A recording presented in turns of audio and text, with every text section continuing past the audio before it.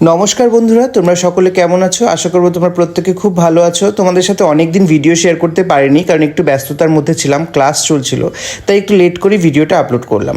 এই দিনটি ছিল অক্ষয় তৃতীয়ার দিন। তোমরা সকলেই জানো অক্ষয় তৃতীয়াতে সবাই নিজের নিজের শুভ কাজ স্টার্ট করে। তেমনই কিন্তু আমি আর সুদীপ্ত কিন্তু অক্ষয় তৃতীয়াতেই কিন্তু আমাদের স্টুডিওর পুজো করে থাকি। অনেকে পয়লা বৈশাখে করে থাকে, বাট আমি আর সুদীপ্ত কিন্তু অক্ষয় তৃতীয়াতেই কাজটা করি।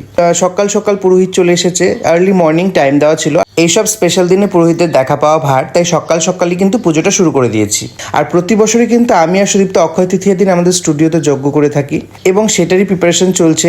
আজকে একজন পুরোহিতের সাথে কিন্তু আরেকজন অ্যাসিস্ট্যান্ট আছে, বিকজ আজকের দিনে পুরোহিতদের খুব ডিমান্ড থাকে, তোমরা সকলেই সেটা জানো। তো দেখো আমি স্টুডিওতে যজ্ঞ করছি। তোমরা কারা কারা কোন দিনে নিজের স্টুডিও পুজো করে থাকো বা নিজের দোকানে পুজো করে থাকো আমাকে কিন্তু কমেন্টের মধ্যে অবশ্যই জানো। যারা শিলিগুড়িতে থাকো তারা কিন্তু এই যজ্ঞ করছে যে এই পুরোহিতকে দিয়ে কিন্তু পুজো করাতে পারো, খুব ভালো পুজো করে। আর দেখতে দেখতে আমাদের পুজো সম্পন্ন হয়ে গেল, আর আমরা এখন চলে যাবো হচ্ছে অপর্ণাদির বাড়িতে। সেদিন আমার শতদ্রু আর সুদীপ্তর ইনভিটেশন ছিল অপর্ণাদির স্টুডিওতে, তার এখানেও কিন্তু আজকে পুজো। তো আমরা চলে এসেছি অপর্ণাদির স্টুডিওতে, আর এখানে দেখো এই যে হচ্ছে অপর্ণাদি। তোমরা সকলেই চিনো, ইন্ট্রোডিউস করানোর কিচ্ছু নেই।